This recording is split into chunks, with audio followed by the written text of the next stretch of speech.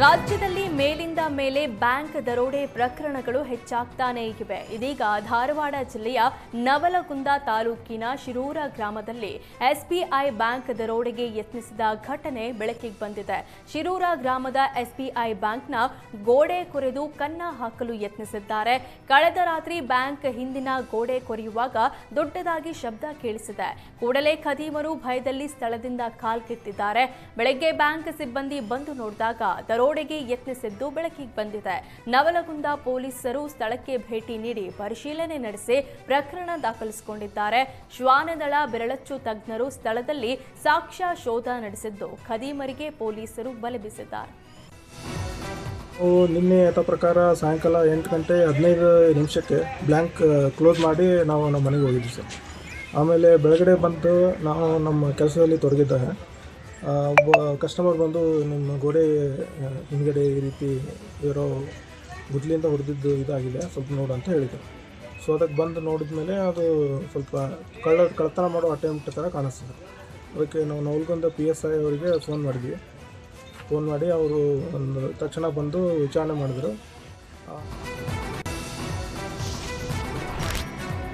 ಚಾಮರಾಜನಗರ ಜಿಲ್ಲೆಯ ಕಾಡಂಚಿನ ಗ್ರಾಮಗಳಲ್ಲಿ ಕಾಡು ಪ್ರಾಣಿಗಳ ಉಪಟಳ ಹೆಚ್ಚಾಗಿದೆ. ಅದರಲ್ಲೂ ಇತ್ತೀಚೆಗೆ ಹುಲಿಗಳು ಕಾಣಿಸಿಕೊಂಡಿದ್ದು ಜನರ ಆತಂಕ ಹೆಚ್ಚಿಸಿತ್ತು. ಆದ್ರೀಗ ಅರಣ್ಯ ಇಲಾಖೆ ಸಿಬ್ಬಂದಿ ಕಾರ್ಯಾಚರಣೆ ನಡೆಸಿ ಒಂದು ಗಂಡು ಹುಲಿಯನ್ನ ಸೆರೆ ಹಿಡಿದಿದ್ದಾರೆ. ಚಾಮರಾಜನಗರ ತಾಲೂಕಿನ ವೀರನಾಪುರದ ಸುತ್ತಮುತ್ತ 4 ಮರಿಗಳ ಜೊತೆಗೆ ತಾಯಿ ಹುಲಿ ಪತ್ತೆಯಾಗಿತ್ತು. ಹಾಗಾಗಿ ಕಳೆದ 10 ದಿನಗಳಿಂದ 5 ಸಾಕಾನೆಗಳನ್ನು ಬಳಸಿಕೊಂಡು ಕಾರ್ಯಾಚರಣೆ ನಡೆಸುತ್ತಿದ್ದಾರೆ. ನಂಜೆ ದೇವನಾಪುರ, ಉಡಿಗಾಲ, ವೀರನಾಪುರ, ಕೆಕೆ ಹುಂಡಿ ಸೇರಿ 7 ಗ್ರಾಮಗಳಲ್ಲಿ ಕಾರ್ಯಾಚರಣೆ ನಡೆಸಲಾಗಿದೆ. ಇದೀಗ ಬಿಳಿಗಿರಿ ರಂಗನ ಬೆಟ್ಟದ ಹುಲಿ ಸಂರಕ್ಷಿತ ಅರಣ್ಯ ಅಧಿಕಾರಿಗಳು ಒಂದು ಗಂಡು ಹುಲಿಯನ್ನ ಸೆರೆ ಹಿಡಿದಿದ್ದಾರೆ. ಕಲ್ಪುರ ಭಾಗದಲ್ಲಿ ಓಡಾಡಿಕೊಂಡಿದ್ದ ಹುಲಿಗೆ ಅರವಳಿಕೆ ಮದ್ದು ನೀಡಿ ಸೆರೆ ಹಿಡಿಯಲಾಗಿದೆ. ಶಾರ್ಟ್ ಸರ್ಕ್ಯೂಟ್ನಿಂದ ಚಪ್ಪಲಿ ಅಂಗಡಿ ಹೊತ್ತಿ ಉರಿದ ಘಟನೆ ಉತ್ತರ ಕನ್ನಡ ಜಿಲ್ಲೆಯ ಕುಮಟಾದಲ್ಲಿ ನಡೆದಿದೆ. ಕುಮಟಾ ನಗರದ ಕೋಟ್ ರಸ್ತೆಯ ಪ್ರಮೀಳಾ ಕಾಂಪ್ಲೆಕ್ಸ್ನಲ್ಲಿರುವ ಖಾದಿಂ ಚಪ್ಪಲಿ ಅಂಗಡಿಯಲ್ಲಿ ಏಕಾಏಕಿ ಬೆಂಕಿ ಕಾಣಿಸಿಕೊಂಡಿದೆ. ಕ್ಷಣ ಮಾತ್ರದಲ್ಲಿ ಬೆಂಕಿಯ ಜ್ವಾಲೆ ಆವರಿಸಿಕೊಂಡಿದ್ದು ಇಡೀ ಅಂಗಡಿ ಹೊತ್ತಿ ಉರಿದಿದೆ. ಸುದ್ದಿ ತಿಳಿದು ಸ್ಥಳಕ್ಕೆ ದೌಡಾಯಿಸಿದ ಅಗ್ನಿಶಾಮಕ ಸಿಬ್ಬಂದಿ ಬೆಂಕಿ ನಂದಿಸುವಲ್ಲಿ ಯಶಸ್ವಿಯಾಗಿದ್ದಾರೆ. ಆದರೆ ಅಷ್ಟರಲ್ಲಾಗಲೇ ಲಕ್ಷಾಂತರ ಮೌಲ್ಯದ ಫುಟ್ವೇರ್ ಬೆಂಕಿಗೆ ಆಹುತಿಯಾಗಿದೆ.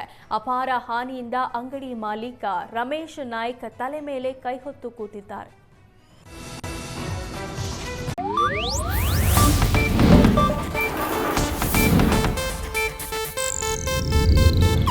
ಇದು ಏಷ್ಯಾನೆಟ್ ನ್ಯೂಸ್ ನೆಟ್ವರ್ಕ್ ಪ್ರಸ್ತುತಿ.